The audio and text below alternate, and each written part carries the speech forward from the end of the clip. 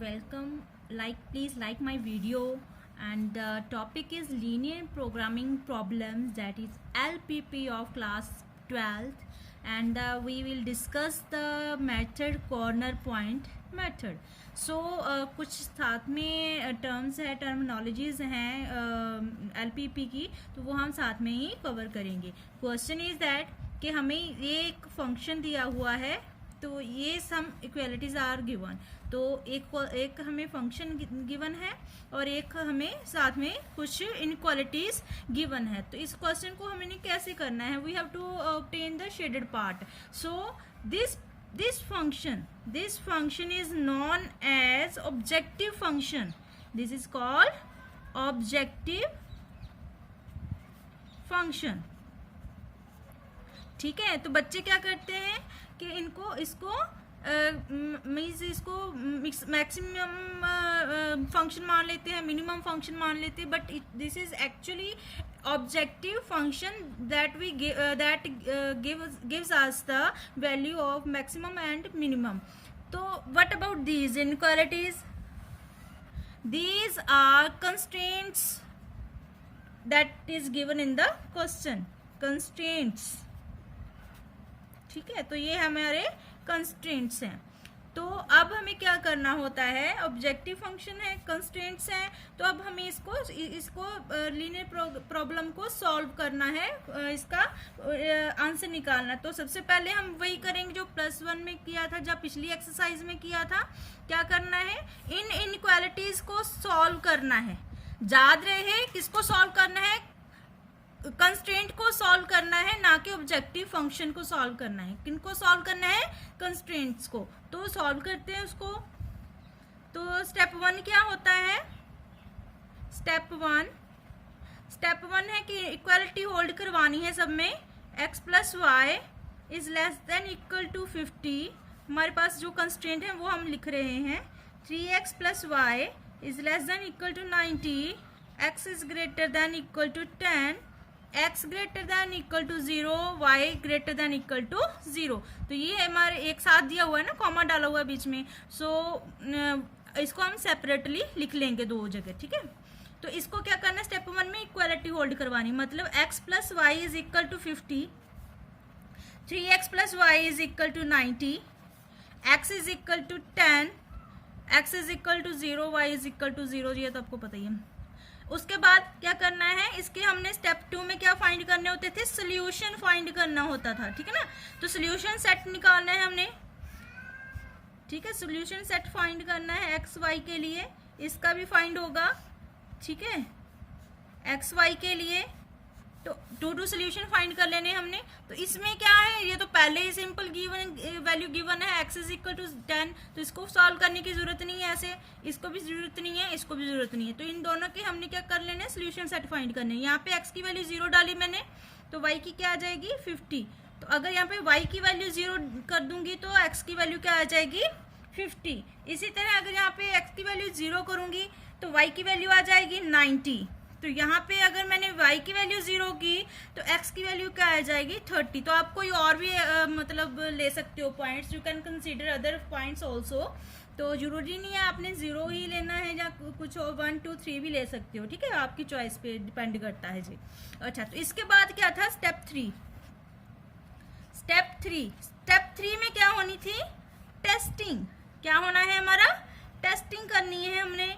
Testing कैसे करते थे कि जो हमें गिवन इनइक्वालिटीज दी हुई हैं, इनमें हमने क्या कर देना था? Put x is equal to 0 and y is equal to 0. तो x भी 0 पुट करना है, y भी 0 पुट करना है. तो देखें इसमें पुट किया 0 + 0 is less than equal to 50. इसमें पुट किया 0 + 0 लेस देन इक्वल टू 90. तो यहाँ इसमें सॉल्व करने की जरूरत नहीं है, ये बाद में बताऊंगी क्यों.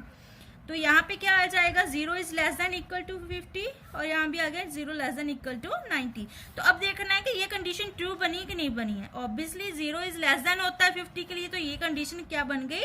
ट्रू बन गई. तो इसमें भी 0 इज लेस देन 90, ये भी कंडीशन क्या बन गई? ट्रू बन गई. तो ये ट्रू बन गई, तो इसका मतलब क्या होता है? जब हम ग्राफ बनाएंगे तब डिस्कस करेंगे. स्टेप 4 क्या होता है? स्टेप 4 इज ग्राफ, इसको ग्राफ पे हमने प्रेजेंट करना होता है। ठीक है, मैं यहाँ पे रफली कर रही हूँ, आप लोगों को क्या करना है, स्केल के साथ प्रॉपर ड्रॉ करना है। ठीक है, स्केल के साथ करोगे, ग्राफ पेपर पे करोगे, ठीक है, अच्छे से स्केल इसके लेके फिर करोगे। मैं रफली ड्रॉ कर रही हूँ। ठीक है,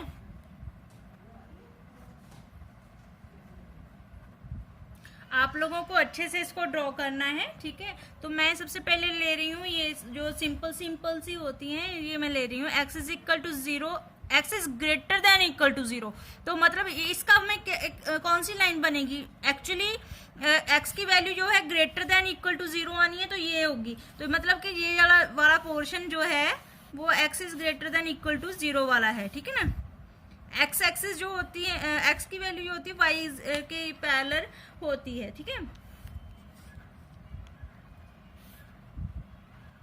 उसके बाद y की वैल्यू ले रही हूँ, तो y की वैल्यू क्या है, ग्रेटर देन इक्वल टू 0। तो ये वाला पोर्शन आ जाएगा इसके लिए। ठीक है सारा, क्योंकि y की वैल्यू क्या है, ग्रेटर देन इक्वल टू 0 है, तो ये वाला पोर्शन आ जाएगा। ठीक है ना,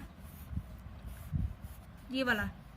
तो अब मैं आ रही हूँ x इज इक्वल टू 10 की तरफ आ रही हूँ। तो ये वाली लाइन पहले तो 10 यहाँ पे आएगा, वहां पे एक हम क्या करेंगे, लाइन लगाएंगे पैरेलल टू y एक्सिस।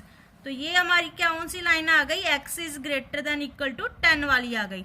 तो अब इसकी शेडिंग किस तरफ होनी है, ध्यान से देखो, क्योंकि ये भी x की value greater than equal to 10 है, तो इसका मतलब यहाँ पे 10 आ गया, यहाँ पे 10 है, तो इसका मतलब 10 से ग्रेटर होनी है। तो इसका मतलब ये वाला जो पोर्शन है तो वो किस साइड जाएगा, इस साइड जाएगा। इसको मैं पेन से दिखा रही हूँ। तो ये वाला पोर्शन जो शेड होगा इस लाइन के लिए। ठीक है, तो रफली दिख रहा है कि जो तीनों कंटेन हो रहे हैं इस पोर्शन में कंटेन हो रहे हैं। y भी इसमें आ रहा है, x भी इसमें आ रहा है, और x greater than equal to 10 भी इसमें आ रहा है। तो ये वाला पोर्शन जो हमारा रिक्वायर्ड बनने जा रहा है। तो इसके बाद मैं बना रही हूँ x प्लस 3x प्लस, ये दोनों कैसे बनेंगी, ये दोनों लाइंस कुछ इस तरह बनेंगी। ठीक है, यहाँ पे और एक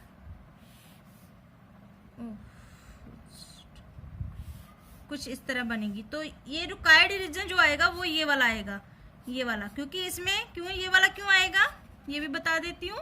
क्योंकि देखो, अगर मैं दोनों की बात करूँ तो ट्रू कंडीशन ट्रू है, तो इसके लिए जो हमारा ओरिजिन होता है, ये वाला ओरिजिन, ये वाला, तो वो इंक्लूड हो जाता है शेडेड की पार्ट। अगर इसकी बात करो तो ये ओरिजिन इसके अंदर आएगा, तो इसके लिए इसकी पार्ट, ये वाला इसका शेड होगा, ये वाला हिस्सा। ठीक है, तो ये वाला हिस्सा शेड होगा। तो ये इस लाइन की बात करें अगर, तो इसमें भी ओरिजिन इंक्लूडेड है, तो इसका भी ये वाला हिस्सा अंदर आएगा। तो अगर देखें कि ध्यान से देखें तो ये वाला कंटेन हो रहा है सब में, x इज ग्रेटर देन में 0 से, y ग्रेटर देन 0 से, and x greater than equal to 10 में भी, और इन दोनों में भी ये वाला सिर्फ पार्ट जो है आपका वो क्या हो रहा है, कंटेन हो रहा है। ठीक है, तो ये तो हो गया प्लॉटिंग वगैरह के लिए काम। ठीक है, इसके बाद देखते हैं आगे कैसे करना है। सो आफ्टर शेडिंग आपको सब कुछ करके आपके पास क्या आ जाना है, आपके पास आ जाने हैं पॉइंट्स, आ जाने हैं आपको ऐसे पॉइंट्स जो है ना, एक ये वाला पॉइंट आ गया, शेडेड पार्ट का देखना है, एक ये वाला पॉइंट आ गया, एक ये वाला आ गया, और एक ये वाला पॉइंट आ गया। तो इन पे हम कंसंट्रेट करेंगे।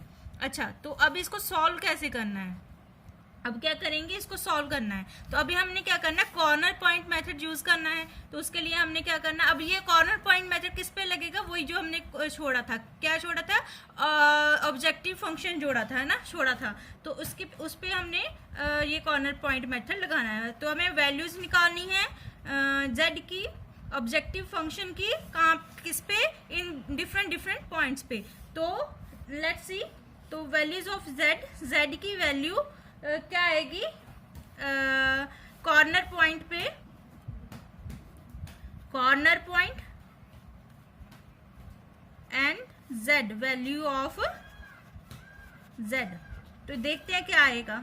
अगर कॉर्नर पॉइंट मैं g ले रही हूँ, g 10 0, तो उस पे हमारा कॉर्नर पॉइंट की z की वैल्यू क्या आएगी, z की वैल्यू है z, सॉरी यहाँ पे करते हैं थोड़ा, z is equal to 4x plus y, तो x की जगह मैंने 10 फिल करना है, y की जगह 0, तो 4 into 10 plus 0 is equal to 40 answer आएगा।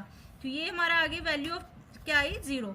अगर मैं C पॉइंट ले रही हूँ, कॉर्नर पॉइंट C, तो 30 एंड 0, तो वहाँ पे Z की वैल्यू क्या आएगी 4 multiply 30 plus 0 is equal to 120, तो यहाँ पे आ गया 120। अगर मैं पॉइंट ले रही हूँ E 20 30, तो Z की वैल्यू क्या आएगी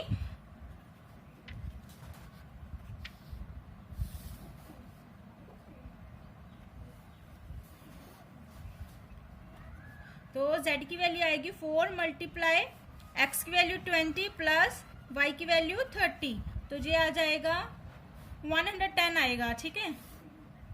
हाँ, तो अगर यहाँ पे आ जाएगा 110, तो अगर मैं पॉइंट ले रही हूँ F, तो उस पर क्या आएगा 10 एंड 40, उस पर क्या आएगा is equal to 4x plus y is equal to x की जगह 10 है, y की जगह 40 है, तो इसको मैं सॉल्व करूंगी तो ये 80 आएगा, ठीक है। तो हमारा यहाँ पे आ गया 80।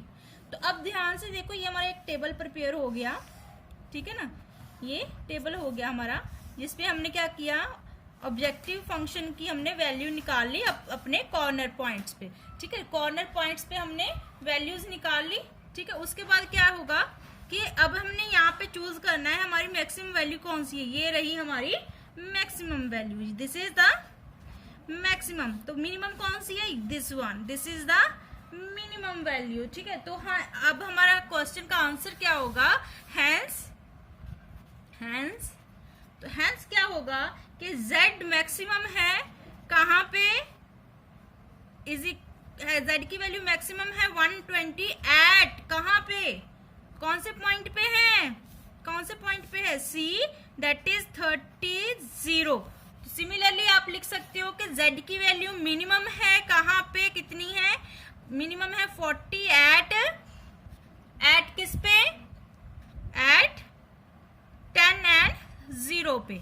तो इसी तरह आपको क्वेश्चन जो है कॉर्नर पॉइंट मेथड लगा के सॉल्व करना है। जो हमारे रीजन के कॉर्नर पॉइंट्स आएंगे, जहाँ जहाँ पे बाउंड्रीज बनेंगी, बाउंड्रीज के कॉर्नर पॉइंट जो आएंगे उन पे हमने क्या करना है, अपने ऑब्जेक्टिव फंक्शन के अंदर उसकी वैल्यू फिल करके मिनिमम और मैक्सिमम वैल्यू निकालनी है। इसी को हम कहते हैं कॉर्नर पॉइंट मेथड।